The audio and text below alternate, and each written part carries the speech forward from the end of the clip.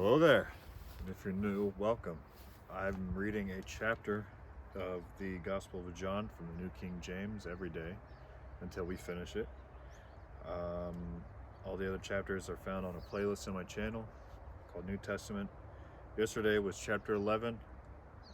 Now we're moving into John chapter 12. Then 6 days before the Passover, Jesus came to Bethany, where Lazarus, who had been dead, whom he raised from the dead,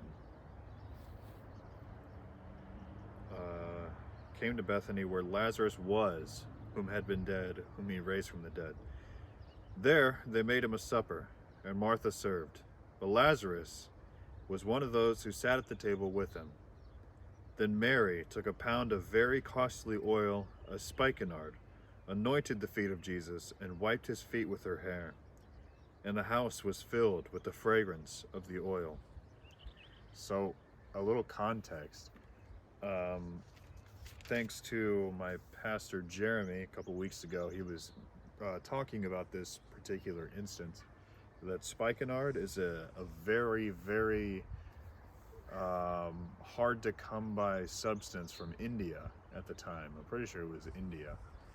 And it was it's like a perfume. It's probably it's so valuable and so hard to get that it's probably the most expensive item in the entire house. It's used for celebrations like weddings and things of that nature. And the kind of the meaning behind using her hair to wipe his feet, I believe it's in Hebrews or something, or there's a book in the Bible that says that a woman's hair is her beauty. A woman's hair is just it's like a mark of her beauty, a mark of her righteousness. So to use her hair to really humble herself, she used her hair, her beauty, to wipe, to clean Jesus's feet with the most expensive oil or fragrance that they have, which is a very beautiful thing. But one of his disciples, Judas Iscariot, Simon's son, who would betray him, said, "Why was this fragrant oil not sold for 300 denarii and given to the poor?" This he said, not that he cared for the poor, but because he was a thief and had the money box, and he used to take what was put in it. So this kind of gives you insight into Judas Iscariot's character. It says that he was a money thief, and as we come to know later, he will sell out Jesus for 30 pieces of silver because of his love for this money. But Jesus said, "Let her alone. She has kept this for the day of my burial. For the poor you have with you always, but me you do not have always." Now a great many of the Jews knew that he was there, and they came not for Jesus' sake only, but that they might also see Lazarus, whom he had raised from the dead.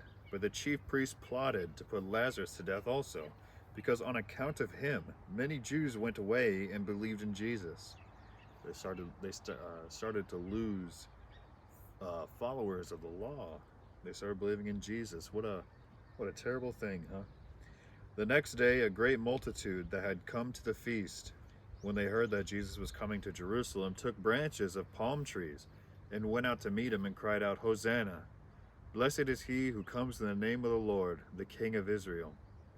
Then Jesus, when he had found a young donkey, sat on it, as it is written, "Fear not, daughter of Zion.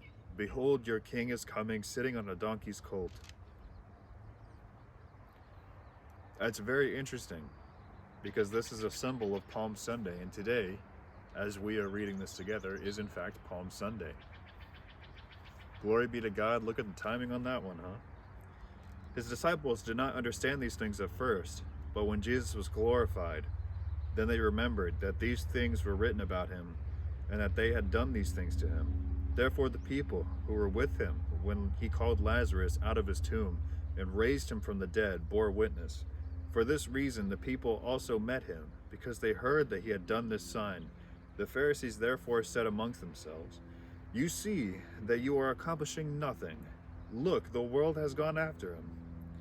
Now, there were certain Greeks among those who came up to worship at the feast. Then they came to Philip, who was from Bethsaida of Galilee, and asked him, saying, Sir, we wish to see Jesus.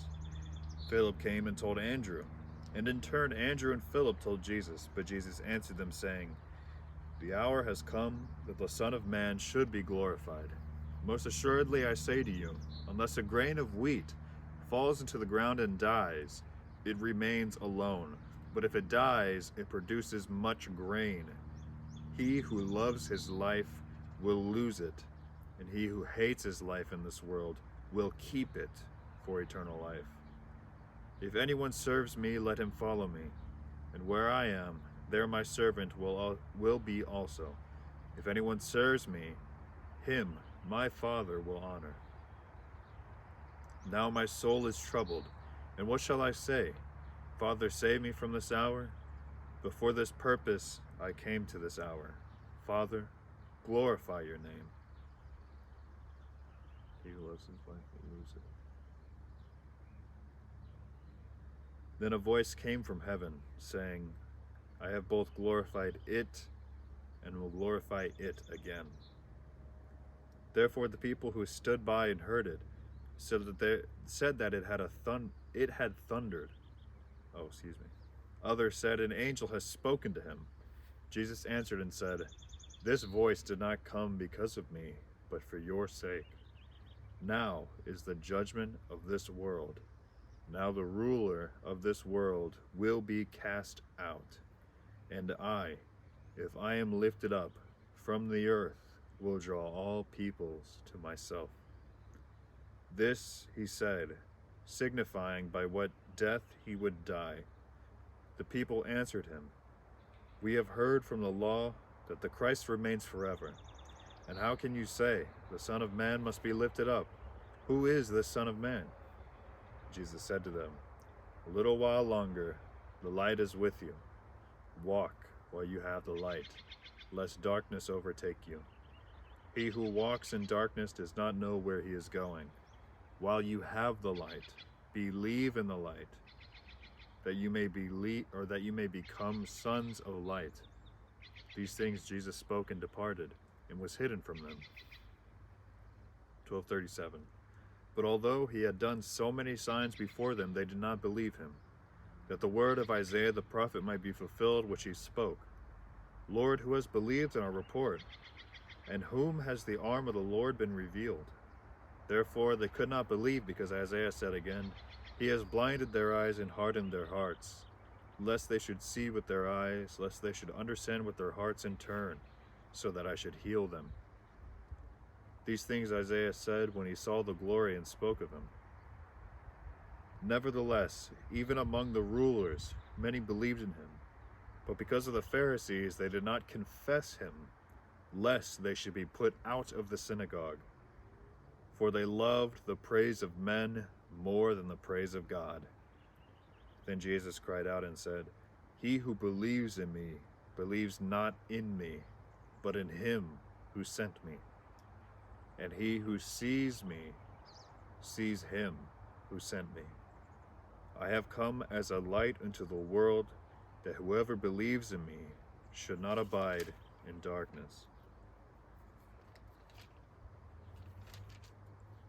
And if anyone hears my words and does not believe, I do not judge him, for I did not come to judge the world, but to save the world. He who rejects me and does not receive my word has that which judges him. The word that I have spoken will judge him in the last day. For I have not spoken on my own authority, but the Father who sent me gave me a command, what I should say and what I should speak. And I know that his command is everlasting life. Therefore whatever I speak, just as the Father told me, so I speak. That was John chapter 12. Reading about Palm Sunday. On Palm Sunday, I did not intend for that timing, but the Lord's timing is always perfect. So glory be to God. I thank you. Thank you for joining again, for joining the community. Tomorrow we'll be starting 13, and until then, we'll see you.